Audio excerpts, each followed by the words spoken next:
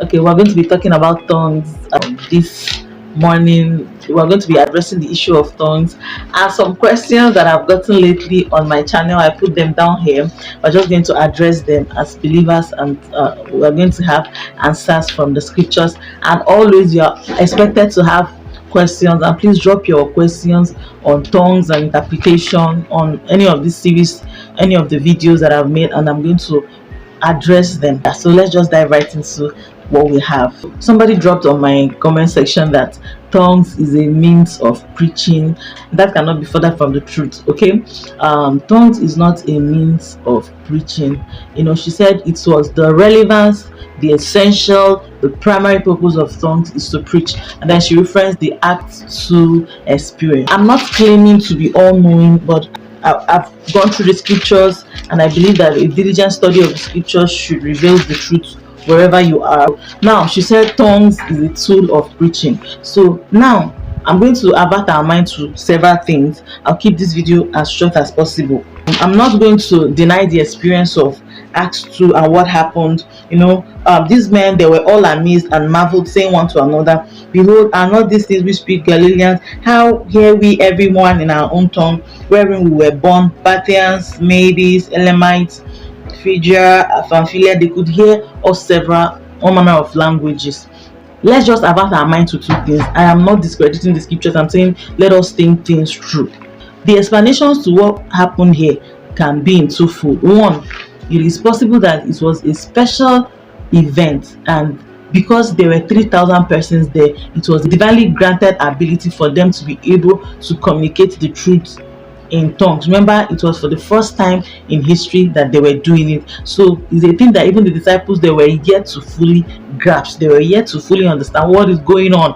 This person, we just heard our mouth speaking and all, them too did not understand what was going on. Now, another alternative to consider is the fact that if this room had 10 persons and the 10 of us are speaking at the same time, you will hardly make out what we are saying at the same time. So it is widely believed that at least there were at least 120 of them here speaking these tongues, and they were all in a room. And guess what? Some people were outside trying to, remember, this is a record of the people that were outside trying to make sense of what the people inside were saying. So like I said, 10 persons are talking in the room. It's hard to make out what they are saying, right? So imagine 120 persons speaking. And this is something that has never happened in history before. People will fill in the gaps. Are they not speaking our language?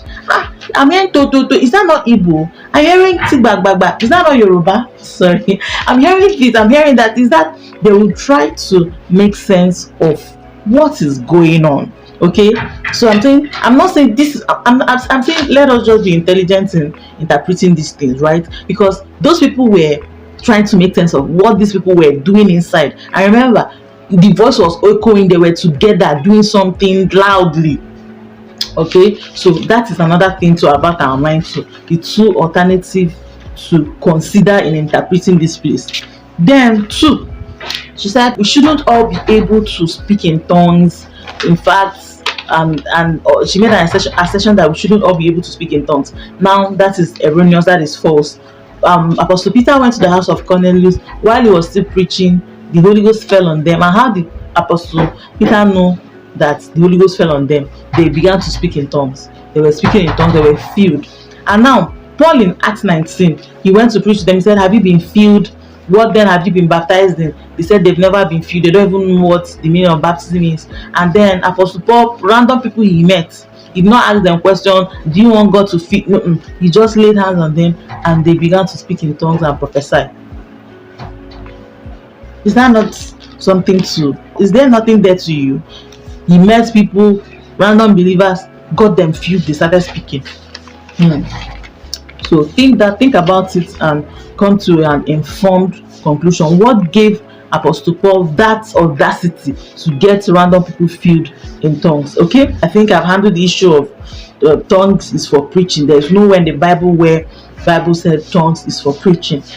Jesus said in Mark 16 that they will speak with new tongues. Okay, and then the places where they spoke in tongues, he didn't say they will speak with new tongues to preach. They won't preach the gospel through speaking with new tongues. No, it is that You will learn the gospel, you will learn the details of the gospel, and you will go and preach it. But tongues is for edifying you. 1 Corinthians 14:4, to pray to God. 1 Corinthians 14:2, he said when you are praying to God, is only when you are speaking in tongues, only God that hear you. When you are blessing in the spirit, you are giving perfect thanks to God, because tongues is upward, it is not to man. I'm not supposed to understand you. It is also in 1 Corinthians 14. He said no one understands you when he said, for no man understandeth him, and nobody, including you, nobody is supposed to understand you when you speak in tongues. Okay, that brings me to a very, very crucial point that she mentioned, the issue of benefiting congregation, the congregants. So yeah, very, very crucial. Okay, Acts 14 is a place that spoke about the benefiting people in ministry. He said, but he prophesied, speaketh unto men to edification. So when you are blessing men, it should be to edification, exhortation, and comfort. Say to them what they understand, because remember that verse 2 has said, when it is tongues that is involved, men will not understand it. Okay, now he that speaketh in an unknown tongue edifieth himself, but he that prophesieth edifieth the church. So he's not telling you that in blessing the church. So it's like when it is the issue of blessing, when we are talking about blessing the church, you are standing in front to bless people in church, say what they will understand. But when we are discussing blessing you, you have the liberty to bless you, pray in tongues, interpret. You have the liberty when it is only you involved. So you cannot tell me that when we say everybody begins to pray and everybody begins to speak in tongues, it is not, we are not addressing the church. We are all individually praying. So we can individually pray in tongues in church. We can, we should. So, but when the church is now involved, the church is people, the church is not the building. So when I now say, please come and address the church, you shouldn't come to the mic and begin to blast in an unknown tongue. So now you now say, if you are going to do that, if you are going to speak in an unknown tongue for the church, interpret it. Interpret it. So in church, please let us be clear, we can speak and we should speak in tongues in church. But when addressing the church, we ought to practice order. So that means interpret what you are. Let them not be lost. So even when you are leading prayer, you are told to lead prayer in church. You can lead prayer in tongues, but just oppose it. Let's say we are praying about something, because it's people are supposed to hear you, understand what you're saying. You ought to keep fixing in, you keep mentioning what you're praying. Now we're praying about taking this territory. Let's begin to pray about this territory, this area, this locality. They will receive the word, they will believe the gospel. So you now put your tongues inside, you are speaking in tongues, you are still saying those things. Why? So that even as people are joining, they are understanding this is what we are praying about. So in church, the priority is blessing people. But guess what? Blessing people when you are addressing the church. Remember, we are today talking about mega churches. The mega churches did not really exist in those days. So but when you are the one to address people, please, the priority is what? Edification, exhortation, and comfort. That's why Apostle Paul said we should seek to prophesy more, seek to express that gift that will bless the church. And I read 23. He said, if therefore the whole church become together into one place and not speak with tongues, and there come in those that are unlearned or unbelievers, we then not say that ye are mad. Unbelievers come to join us and all of us are speaking in tongues. They are not carried along. But if, for instance, they are carried along, they know, we are praying about this, begin to pray. Right? So you can speak in tongues individually in church. But when outsiders are involved, they should be carried along. When outsiders come to my church, for instance, we can take them outside, ask them, carry them along, tell this is what we're doing, then bring them back in. But allow me to ask this question. For instance, is a church allowed to declare a prayer meeting, just everybody that believes, without the outsiders, everybody that believes us, just come to church for a prayer meeting, let's just come and pray together? Yes, a church can do that. And if a church can do that, they are not expecting any outsider. That means they can all speak in tongues. All right? And because tongues is the prayer technology, they have to be a topic that we are praying about. So there's something that we are focusing on. So there must be a topic that we are tonguing upon. There must be a topic that we are what? Praying with. So as a practice, it is not good to teach our experiences, but I just want to share this story. There was a member of my church that while we're praying, she just began to understand the tongues of a brother. She was just hearing him say, the young man was speaking in tongues, but she was just hearing everything he was saying. She was hearing, oh, I'm redeemed of the Lord, I'm blessed of the Lord. He was speaking tongues, and he was just, and it made sense, because the Bible already says that when we speak in tongues, we are edifying ourselves. So when she told me, I just told her it had to do with focus. The reason why that happened to you was because you put your attention there. So take your attention out of there. So that is also how to interpret tongues. Put your focus on the tongues that you're hearing. Put your focus up there and desire to understand what's going on. So now she also said, God gives us the gifts as He deems good for us. Right?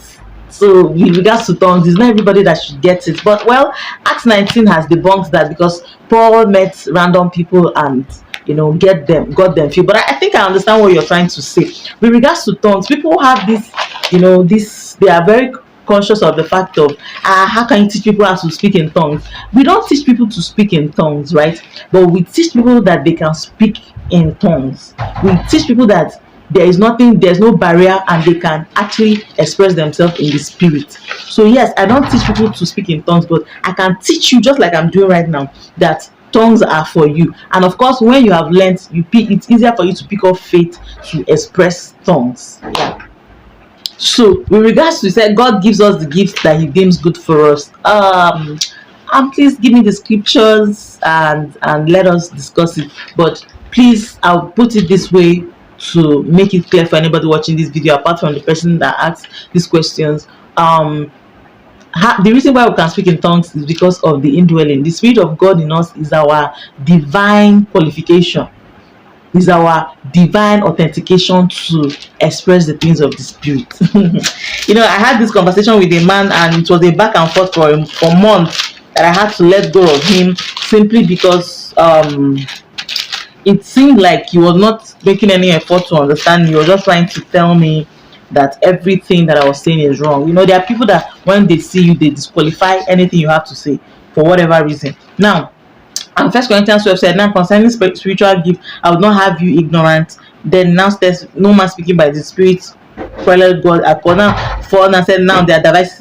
diversities of gift, but the same Spirit. So what I want to leave you with is that the reason why anybody can express the Spirit is because you believe the gospel. He said, when we believe the gospel, we are sealed with the Spirit. So tongues is an expression of the Spirit within. It is you now allowing that Spirit of God in you to give you utterance, to begin to speak in tongues. So the reason an unbeliever should not be able to speak in tongues, a random person out there should not be able to speak in tongues. The person that should speak in tongues is the person that has believed the gospel, and after believing the gospel, received the Spirit, and now that he has the Spirit, he can now express his new nature. So she also mentioned that why are we so focused on tongues? There are other gifts of the Spirit. That is true. There are other gifts. I made a video about other gifts of the Spirit. If you've never done miracles, you want to begin to flow in your miraculous abilities, I think it's titled 98% of Christians never use this. So that is what I seek to achieve through these videos. So there are other gifts of the Spirit, but guess what? All of them can be expressed by a man that has the Spirit.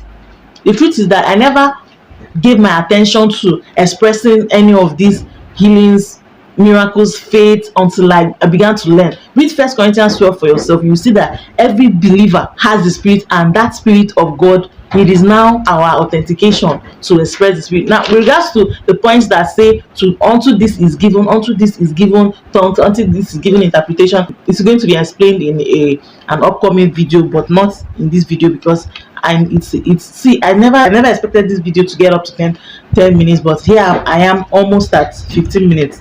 Now, regards, you said we should speak in tongues in privacy, but as you speak in church, it must be interpreted. Yes, like understand it when you are speaking to people. but in church you can speak in tongues. Remember, church is a place of order. There's a time for praying, there's a time for the word, so you can speak in tongues.